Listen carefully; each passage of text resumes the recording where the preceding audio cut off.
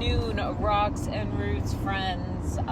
Tumbles here flying solo today. Crank is actually exploring the great city of Philadelphia, and I am just driving back from an absolutely wonderful hike up in the Catskills. It has been a hot minute since we did a hike, since I did a hike up in the Catskills. I'm trying to think when the last 35 peak was. And I can't remember. Maybe sometime 2 years ago, maybe was the last time we did an Adirondacks and Catskills peak. But anyway, today I decided to do a Bushwhack hike to knock off Balsam Cap and Friday Mountains. This hike is considered one of the Catskill Bushwhacks. It is a very beginner-friendly bushwhack hike. I would highly recommend it for almost all hiking levels, to be honest. I'll go into a little bit of kind of wayfinding and stuff like that in a bit. But the stats today, I did have my Apple Watch going as well as the All Trails app recording. There's a little bit of a discretion in the distance, but not too bad. The All Trails app said that I completed the hike in 6.08 miles. My moving time was 3 hours and 45 minutes, and my total time was 4 hours and 2 minutes. The elevation gain was about 9,500. Oh my God, I climbed Everest. Was about 2,900 feet, and the majority of that was in the first 2.5 miles. So certainly not for the faint of heart, but you can definitely do it. I was kind of trying to beat my time, but when I saw I did like a 46-minute mile, I was like, all right, I ain't beating shit today, which was totally fine. So I got up an hour late this morning. Apparently in my stupor I had shut my alarm off, but I left my house around 5 a.m., got to the trailhead at 7:15 and started at that point. Of course, it's immediate up, and it's like all East Coast trails. It's a relentless, we don't care about you kind of hike up.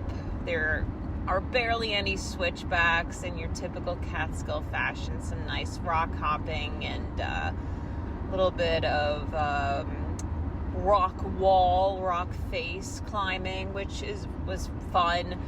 You're getting into a decent grade and steepness at points, which it made for a leg burner, but absolutely pleasant temperature. We're at the end of August now, so the temps are getting cool at night. I think I started about 56 degrees, and it was great the entire hike. It's now driving home, so with the temperatures around 80, but up there in the mountains, mid-70s, perfection, and a very quiet morning up there at this particular trailhead. I passed the Ashokan Reservoir and the rail trail parking, and it was pretty busy by the time I left. But yeah, so like I said before, Balsam Cap and Friday Mountains are considered two of the, I believe, 4 Bushwhack hikes to become a member of the Catskill 3500 Club. I was a bit hesitant a while ago, I'm talking years ago, for doing the Bushwhacks, but I said, you know what, now we have All Trails, so you just follow the map. There's nothing wrong with it. And I was reading reviews about it, and everyone was saying that because it's been trampled on for so long, you know, the hikers kind of made their own trail. So, followed the trail. There were a few times where I had to stop and look around and say, okay, I'm not going to look at my All Trails map yet.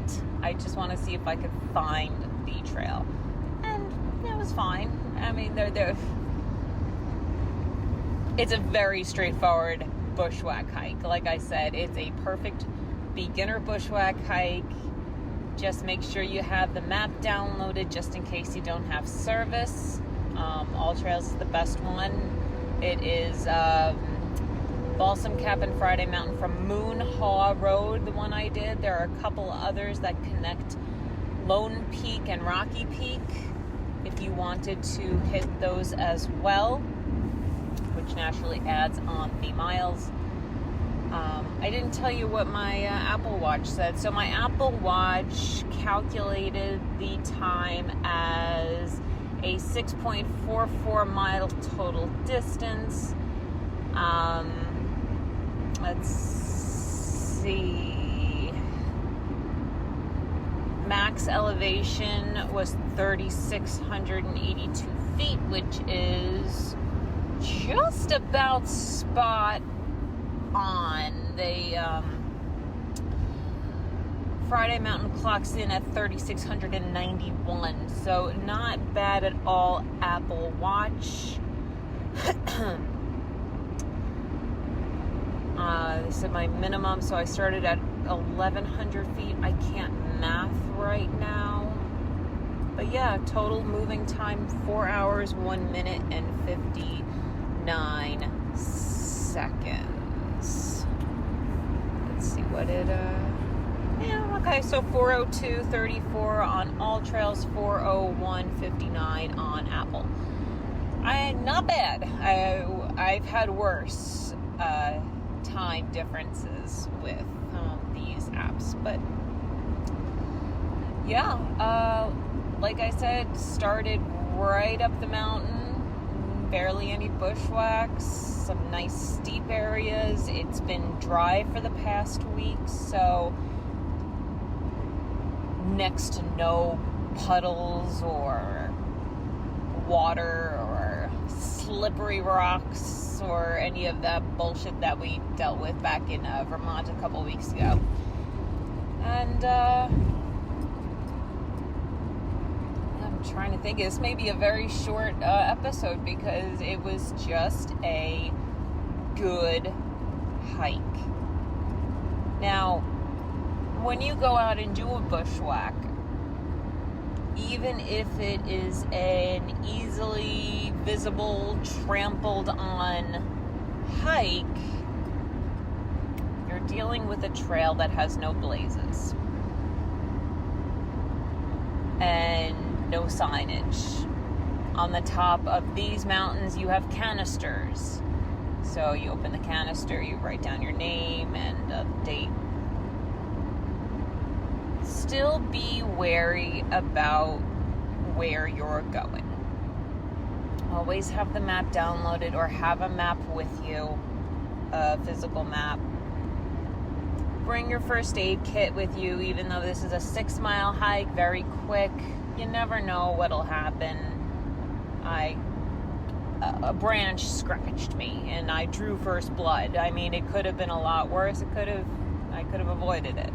But make sure you have some backup. Bring your electrolytes with you, some hydration salts. Bring some snacks. Bring water. There are no water sources except for the beginning of the hike, right where you park. Actually, the Wittenberg Brook is right there. So if you wanted to filter water, you certainly could. So got up to a junction. You have to kind of look. It's not even a junction. You have to kind of look for the turn off to Friday Mountain. But about 2.6 miles in, I noticed the turnoff to Friday. I kept going to Balsam Mountain first, and it kind of levels off at that junction. So you're going up for 2 miles straight, which, like I said, good leg burner, good butt burner. Just take your time. If your legs aren't acclimatized to the elevation gain. But once you hit that fork in the trail there, you maybe have 0.4 to Balsam Cap Mountain. And I have to tell you, was so nice to walk through the balsam trees that were lining this particular mountain. I was listening to a podcast, and I actually turned the podcast off just so I could listen to literally nothing and take in the smell and the pine duff and all that goodness about 0.2 from the top of the mountain. It was so nice. Let's see. Minimal animal activity going on. Saw some birds here and there, but I saw some bear scat, but nothing out of the ordinary. Got to the top of Balsam Cap and took my picture, turned around, and went right back down to the junction to make a left onto the Friday Mountain Trail. And that was a steep 0.3, I got to tell you. Yeah, that makes you work for it. The point, you're like, oh great, it's like Colden up in the Adirondack, not Colden, what are the three up there? There's Iroquois, Algonquin, and then the third one. A little third one is like a 0.3, but it's not just a 0.3, it's a 0.3 all the way up. But yeah, Friday Mountain Trail is definitely it's a good one. It makes you work for it. So got up, did a little squeezer in between some trees and a rock face there, and got to the top. It was a real nice view at the top. Balsam Cap didn't have a view, but a Friday Mountain certainly does. So none of your pain will be in vain. You will have your award of a beautiful view of the Devil's Path. The view does look north from Friday Mountain. You can see the Ashokan Reservoir, Devil's Path. You can see Wyndham High Peak. Real nice on a clear day. Had a snack, took a picture, and started making my way down.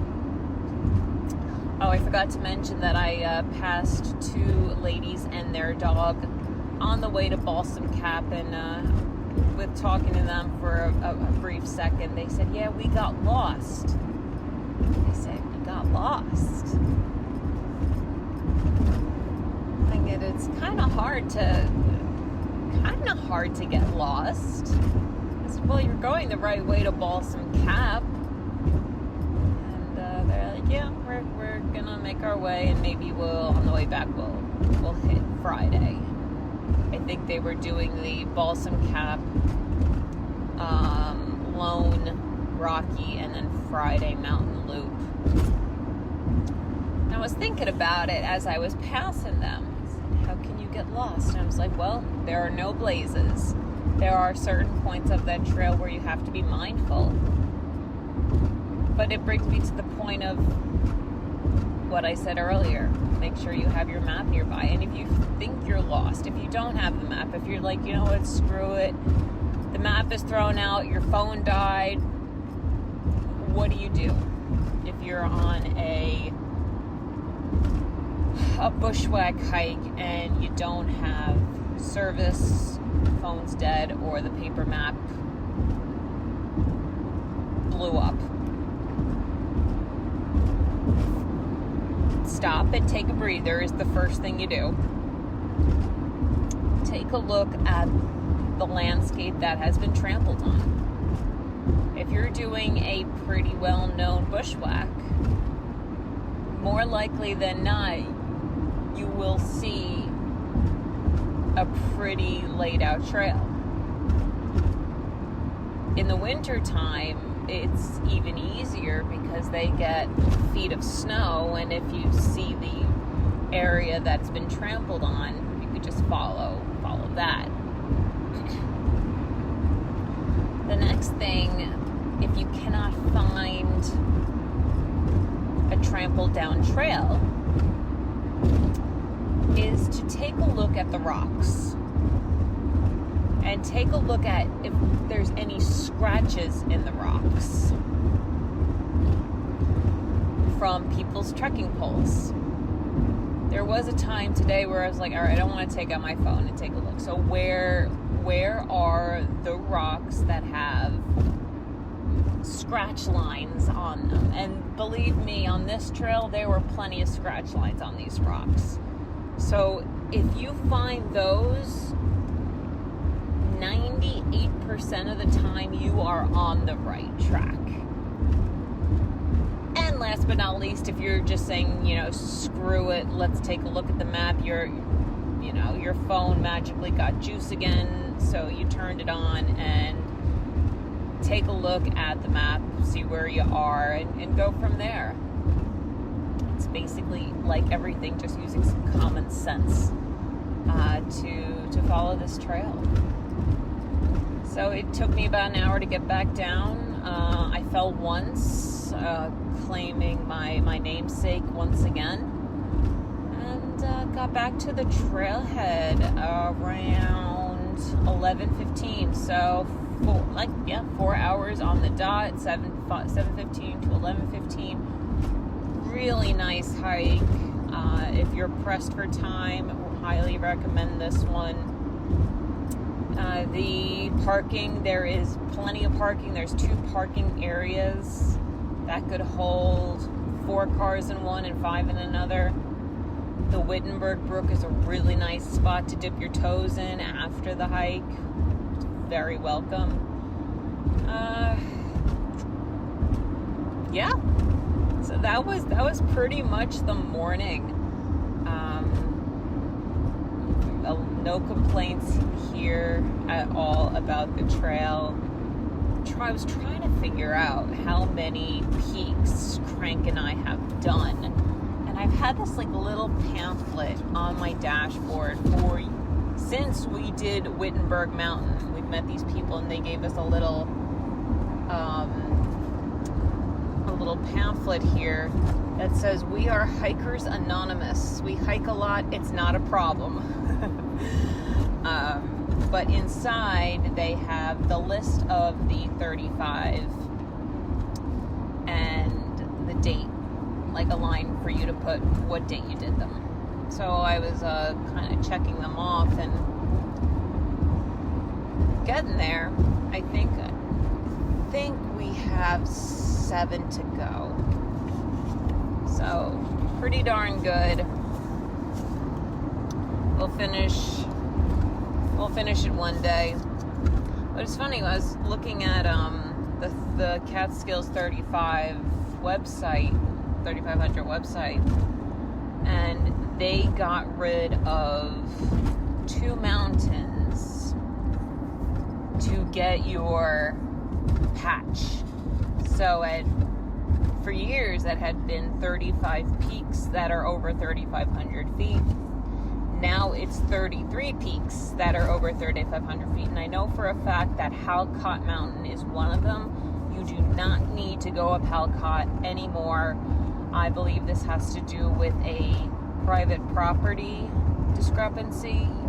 Some of the mountains you actually had to call the owner of the property you were walking through to get permission to walk through the property, which makes sense, and he would give his blessing.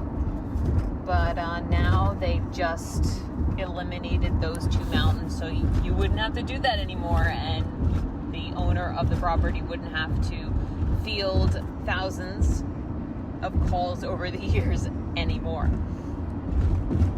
Oh, excuse me. So yeah, good end of summer morning hike. Like I said, Crank is gallivanting in the Philadelphia area today. Let's see, anything else? I will continue to advocate for people that are listening, if you are hiking, to also supplement some of your workouts and do it in the gym. Do some weight training in the gym. Do some weighted squats. Do some lunges. Do some Romanian deadlifts. Do upper body. You will, number one, thank me and thank yourself for doing it.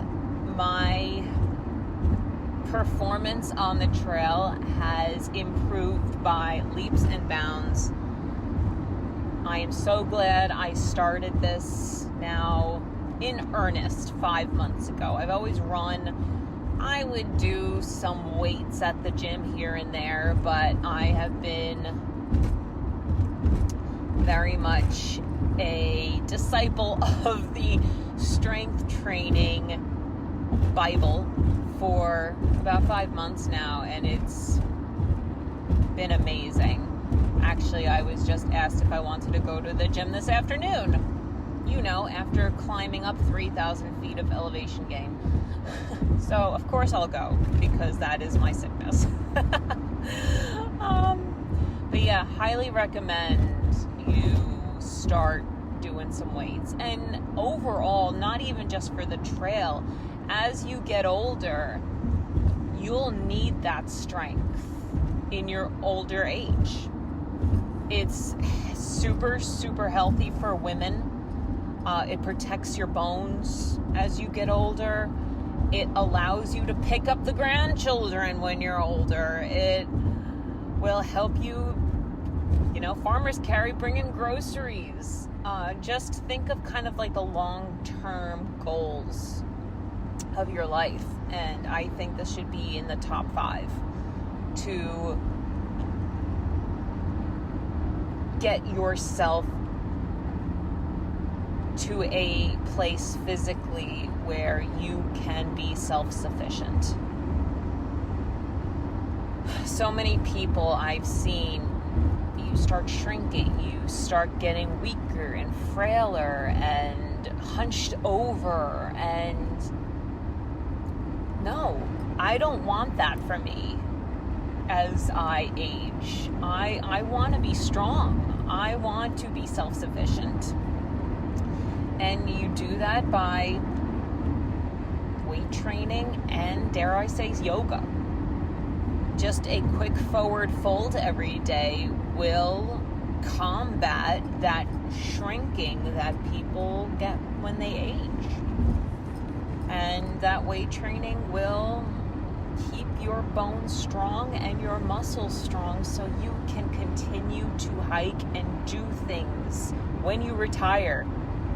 You want to stop working and just sit on your couch and just not be able to do anything? Hell no. So there is my soapbox of the day.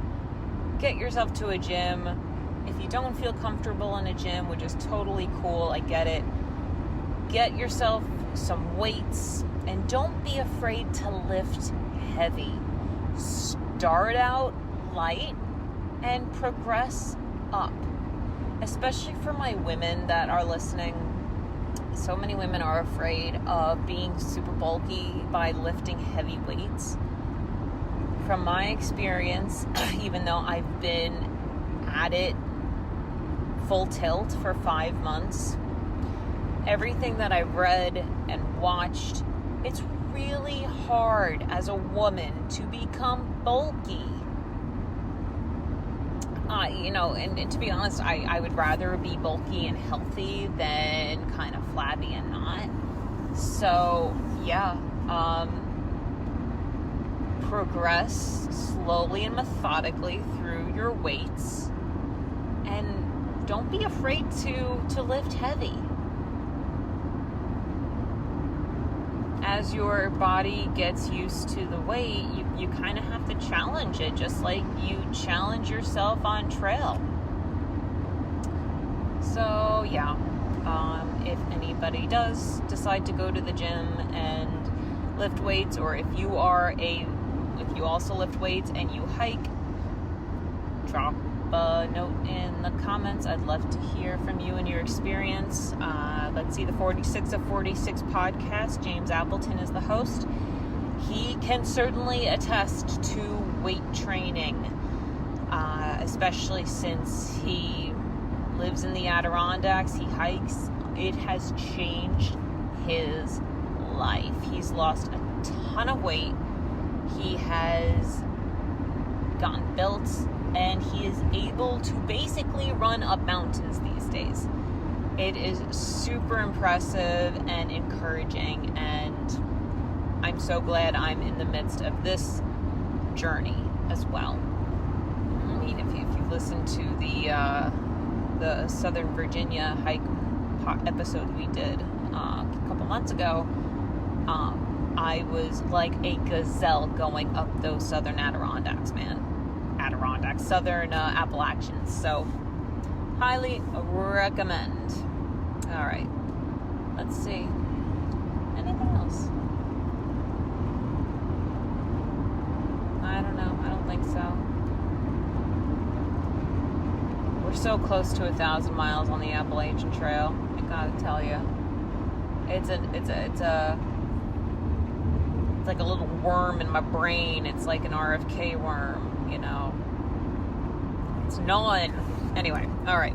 So that's all from me. A definite recommendation to do Balsam Cabin Friday if you're in the area, and a strong recommendation to lift heavy things. And other than that, I hope everyone has a great end of their August and happy Labor Day weekend. Don't labor too much, or if you will labor in the woods. And we will talk to you soon. Ciao.